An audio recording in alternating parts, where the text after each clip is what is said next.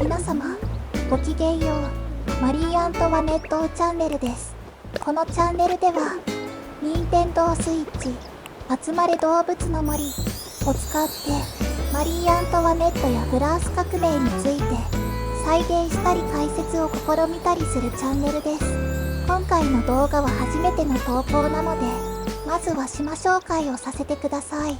任天堂スイッチオンラインに加入している方は、姫バンチで訪問できます。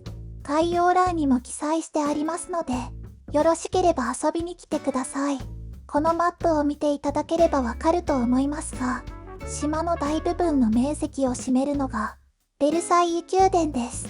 宮殿の敷地内に、広場がめり込んでいますが、その下にあるのがタンプル塔。タンプル塔の横から、左下のあたりまで書いてあるのが、アントワネットが婚礼の旅で通った都市の名前と、バレンヌ逃亡事件での道順です。その上に、コンコルド広場とギロチン。その上には、チュイルリー宮殿があります。当時、チュイルリー宮殿とルーブル宮殿は、つながっていましたので、この博物館は、ルーブル宮殿の代わりだと思ってください。博物館の上の川は、セーヌ川です。セーヌ川の上が、シテ島にあるコンシェルジュリー。一番上にあるのが、バスティーユです。各建物について、一つ一つ解説していると、長くなりすぎてしまうので、この動画では、島の概要をざっくり紹介します。今後詳しい解説動画を、順次投稿する予定です。ベルサイユ宮殿は、Google Earth で空から見ると、このようになっていまして、今回この島で再現したのは、中央のこの四角で囲った建物の2階エリアです。右下の2つの階段が、ガブリエルの階段。島中央付近の階段が、大理石の階段、王妃の階段、とも呼ばれています。この3カ所の階段から、崖の上に上り下りできるようになっています。ガブリエルの階段を上がると、実際の見学コースに近い感じになります。それでは行ってみましょう。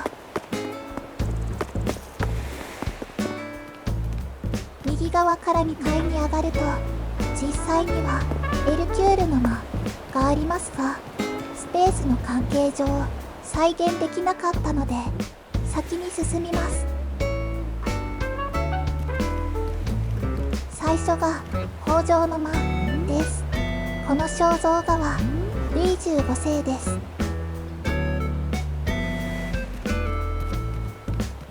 次がベヌスの間。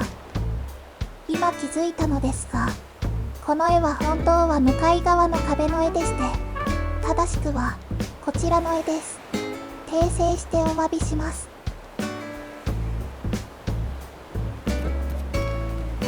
ディアーヌの間。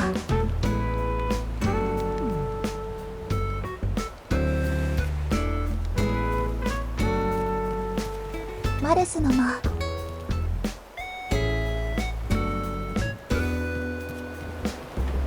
こちらもルイ15世の肖像画です。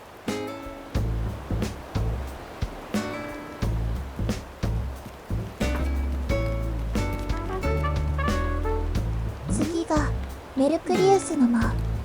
これも同じくルイ15世の肖像画です。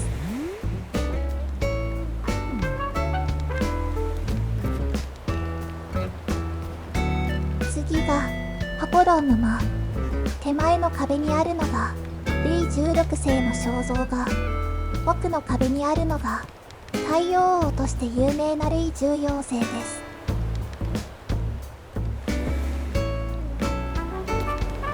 一番奥が戦争の間。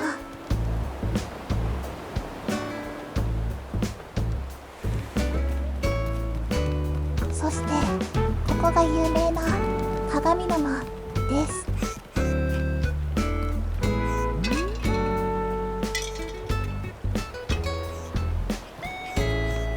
ここを反対側まで行きますと、ここが平和の間。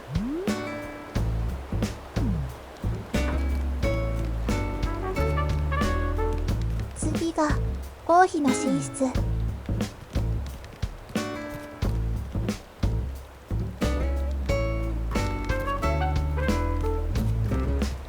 人の間。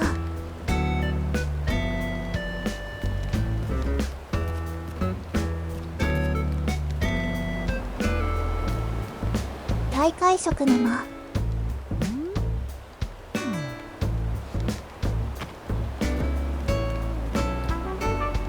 こちら側の壁にあるのがレブランが描いたアントワネットと子供たちの絵です。王妃の衛兵の間。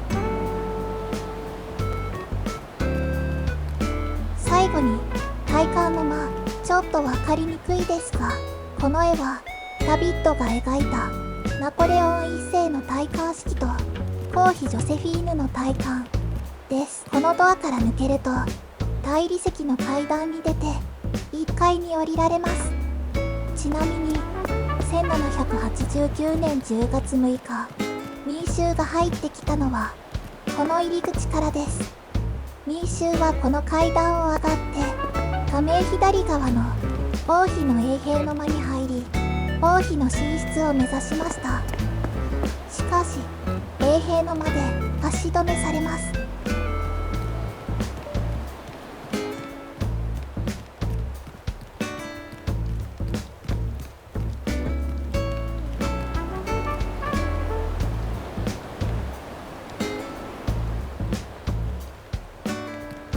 マリー・アントワネットはベッドの右側にある隠し扉からこの小部屋の連なっているエリアを通り抜け、ここキューガーの間見逃れました。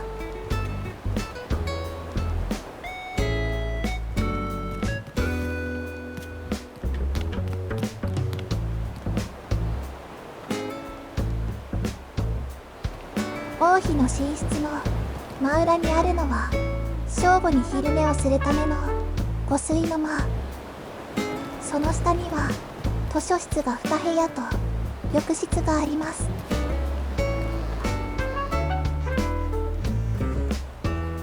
その右側には黄金の間。黄金の間を抜けると大会食の間に出ます。実際には黄金の間と大会食の間の間には細い部屋がありますが、この島ではスペースがなさすぎるため省略してあります。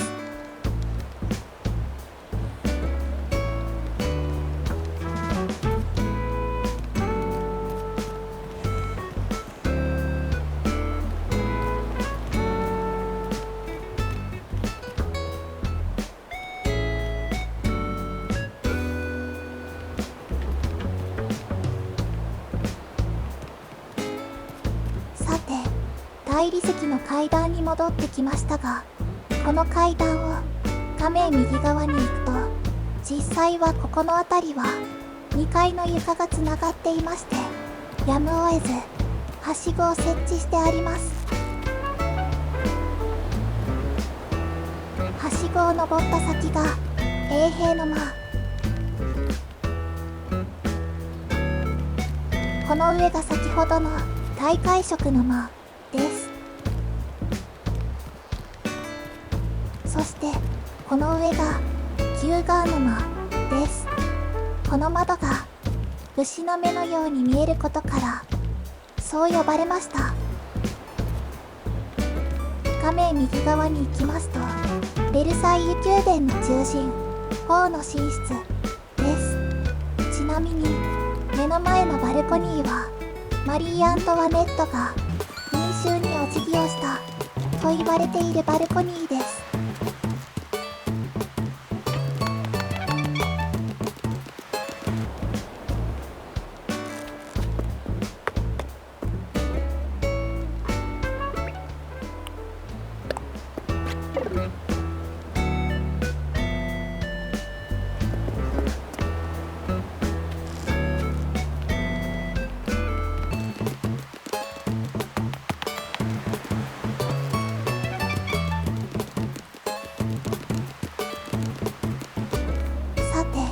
王の寝室の隣は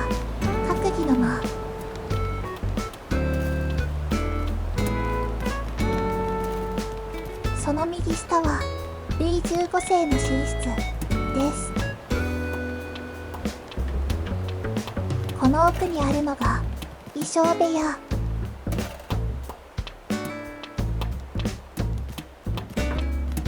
寝室の下にあるのが振り子時計の間。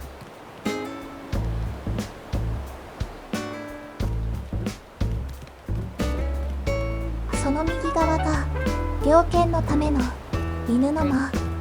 その隣が狩猟帰りの食堂です。振り子時計の間の下にあるのが執務室。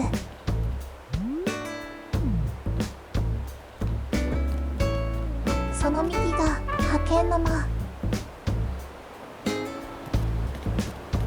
その下が黄金の皿の間。その右隣が資産管理の間です。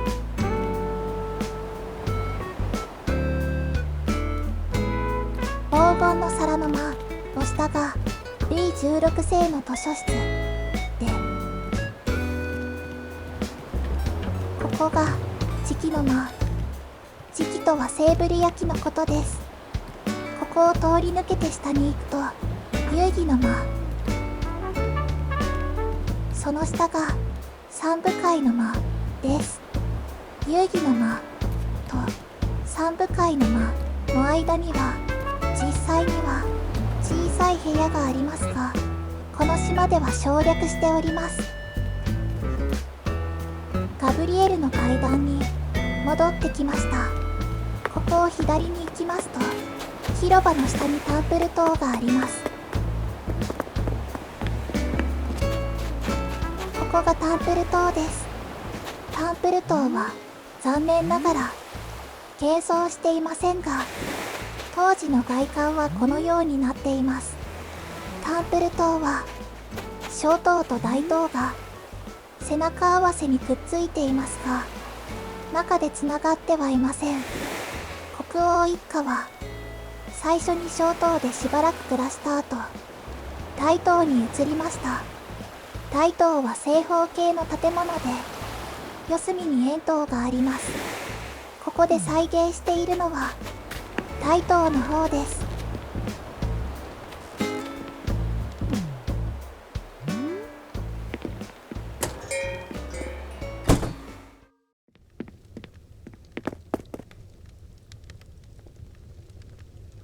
この入ってすぐの部屋は控え室です。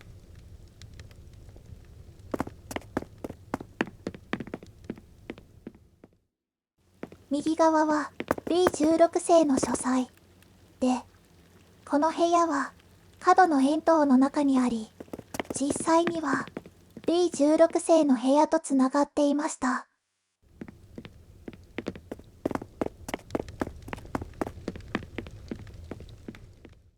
控え室を挟んで反対側は食堂。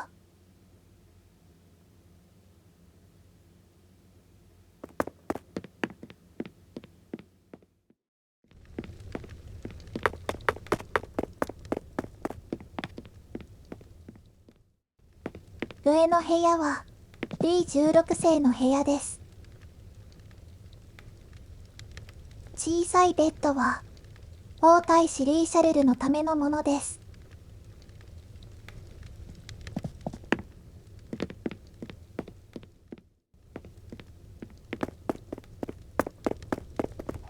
控え室にあるこの一角はルイ16世の最後の重木クレリーの部屋です。タンプル塔の中の部屋の様子はクレリーの手記に基づいています。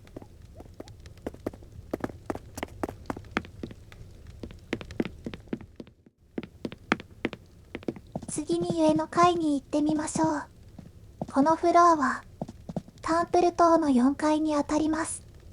階段を上がったところに実際は控え室がありました。この壁の向こうが王妃の部屋。小さいベッドは娘のマリー・テレーズのためのものです。左側の部屋がルイ16世の妹マダム・エリザベートの部屋です。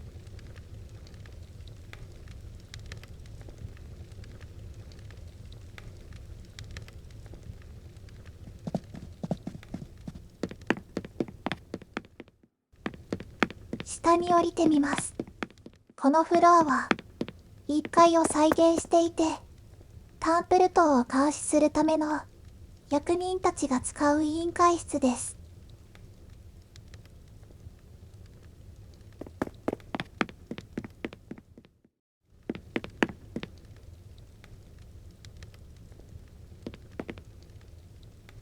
外に出ますと、ア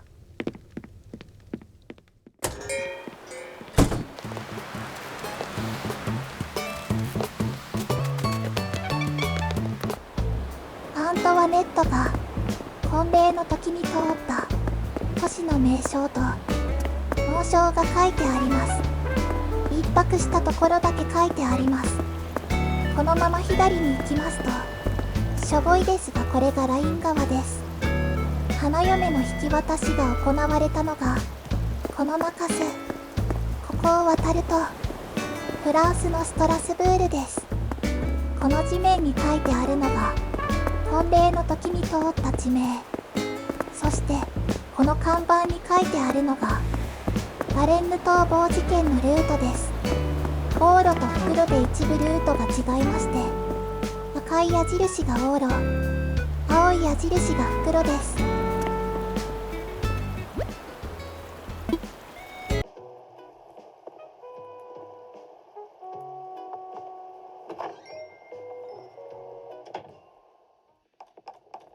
バレンヌにあるこの家は国王一家が一夜を過ごした家で、ソースという人物の家です。ソースの家は現像しておらず、今は石碑があるだけです。中はこんな感じになっています。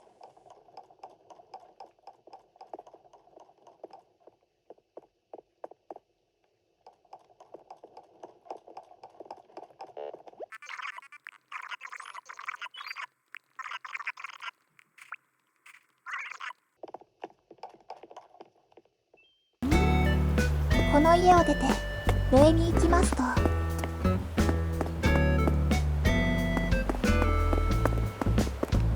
現在のコンコルド広場です。フランス革命当時は革命広場、革命前はルイ15世広場と呼ばれていました。これがギロチンです。結構気に入っています。ルイ16世の処刑の時、ギロチンの向きは実際はこれとは逆で、チュイルリー宮殿の方を向くように設置されました。周りを囲んでいるのは国民衛兵です。この噴水があるエリアがチュイルリー庭園です。実際にはもっと広大な庭園ですが、島の敷地が狭すぎたためにこんなにしょぼくなってしまいました。その向こうにあるのがチュイルリー宮殿です。チュイルリー宮殿は1871年に焼失し、後に解体されました。現在の航空写真を見ると、この部分がチュイルリー宮殿のあったところで、現在は美術館になっているルーブル宮殿からチュイルリー宮殿までぐるりと一周つながっていることがわかります。これは最初からこうだったのではなくて、段階的につなげられていきました。これは1739年に発行されたチュルゴーの地図です。ルーブル宮殿がここで、この下にチュイルリー宮殿があります。左側の建物がまだつながっていなくて、革命当時もこの状態でしたので、この島でも同様にしてあります。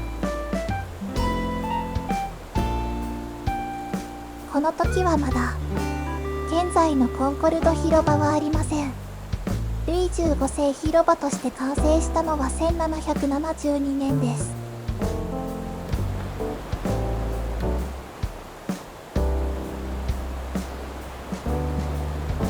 この地図をセーヌ川に沿って上に行きますと、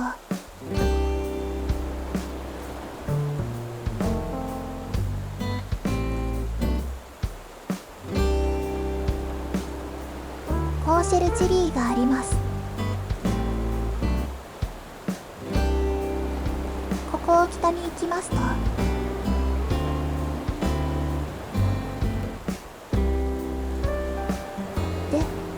プルと書いてありまして、もともとはテンプル騎士団の所有する土地でした。ここにタンプル島があります。さらにこの地図を上に行きますとバスティーユがあります。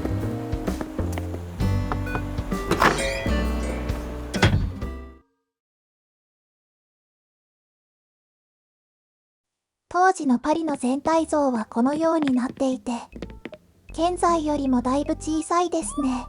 中央の建物に入りますと、まずこの部屋はディアーヌの間。ここでベルサイユと同様に王族の食事が定期的に公開されました。では王妃のアパルトマンに行きましょう。王妃のアパルトマンの部屋としては、寝室、控室、食堂、ビリヤード室を作ってあります。まず地下が王妃の寝室です。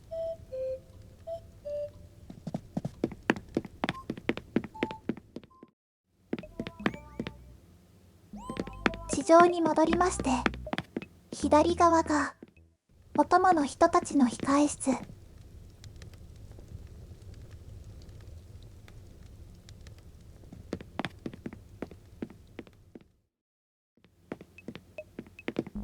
上の部屋が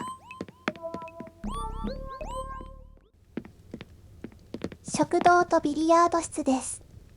食堂とビリヤード室はここは同じ部屋になってしまいましたが、実際は別の部屋でした。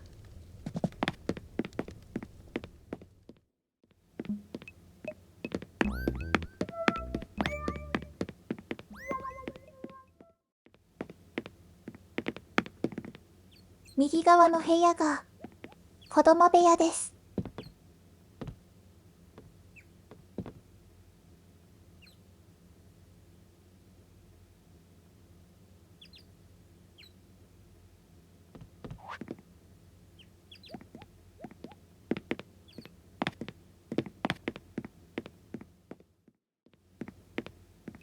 上の階は王のアパルトマンです。右が寝室、左が地理学の部屋です。ルイ16世は地図が大変好きだったので、その専用の部屋があったようです。チュイルリー宮殿の内装についてはわからないことが多いので、島主の主観が入っています。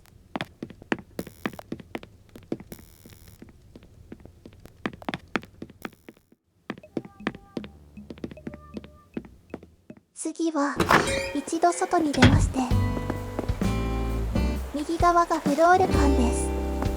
この2階にルイ16世の妹マダムエリザベートが部屋を持っていました。中はこんな感じです。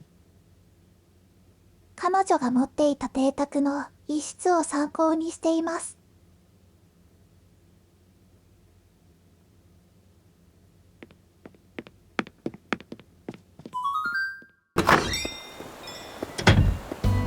左に行きますと、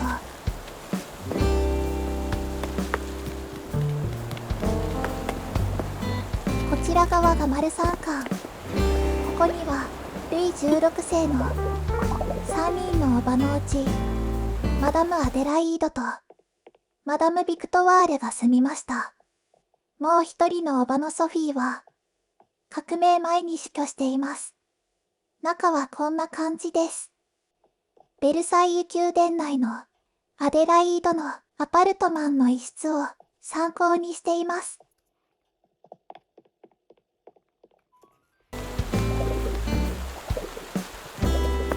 チュイルリー宮殿を出まして、上に行きますと、この辺りが現在のカルーゼル広場になります。博物館はルーブル美術館の代わりです。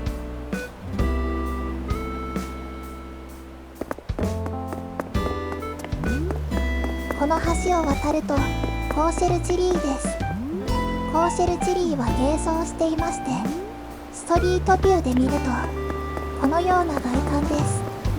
塔が4つあり、左が時計塔、中央がシーザーの塔と銀の塔、右ががボンベックの塔です。パリの裁判所パレ・ド・ジスティスの一部で観光名所となっています。コーシェルジリーは革命後に何度か改装されているので現在のものを参考にしました。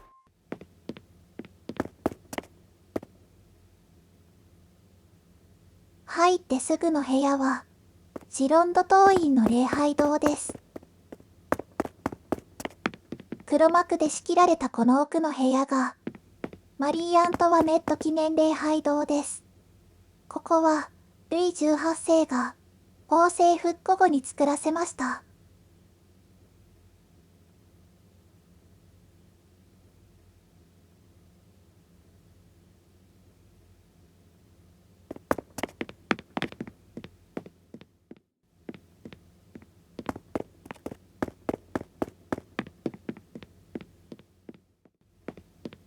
左の部屋はアントワネットの独房です。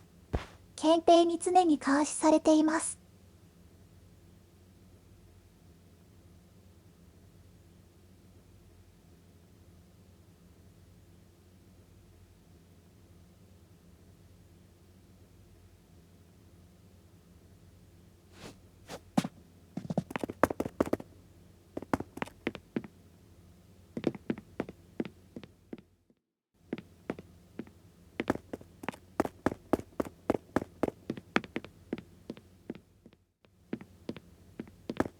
右の部屋に行きますと、画面右側の鍵がある方が管理人の部屋です。左側が処刑直前の囚人の髪を切るための洗礼室です。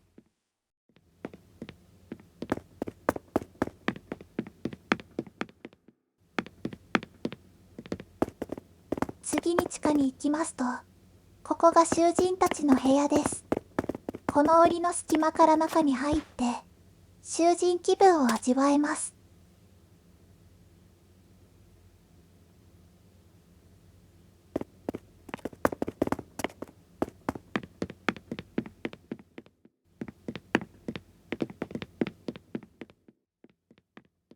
上の階はマリー・アントワネットの裁判の様子を再現しています。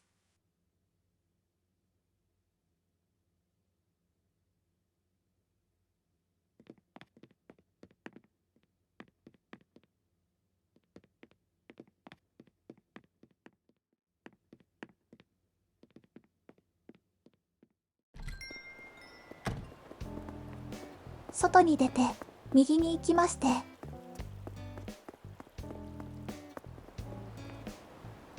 橋を渡るとバスティーユです。バスティーユは革命直後に解体されています。こちらの橋は実際は跳ね橋でした。中に入れますが特に何もありません。バスティーユを攻撃しているのはフランス衛兵隊です。ここにビーチタオルが不自然にありますが、これはなぜかと言いますと、ベルサイユのバラのファンのためです。バスティーユといえば、オスカルが亡くなった場所。このビーチタオルは、こんな風にして使えます。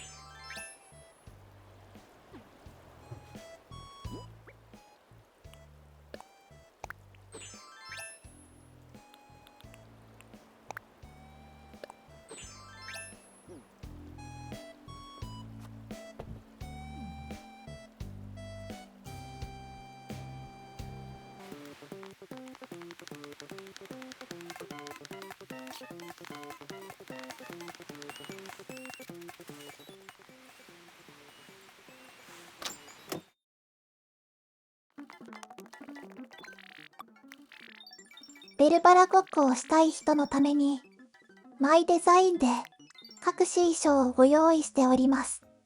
任天堂スイッチオンラインに加入していれば、ダウンロードできますので、よろしければ遊びに来てください。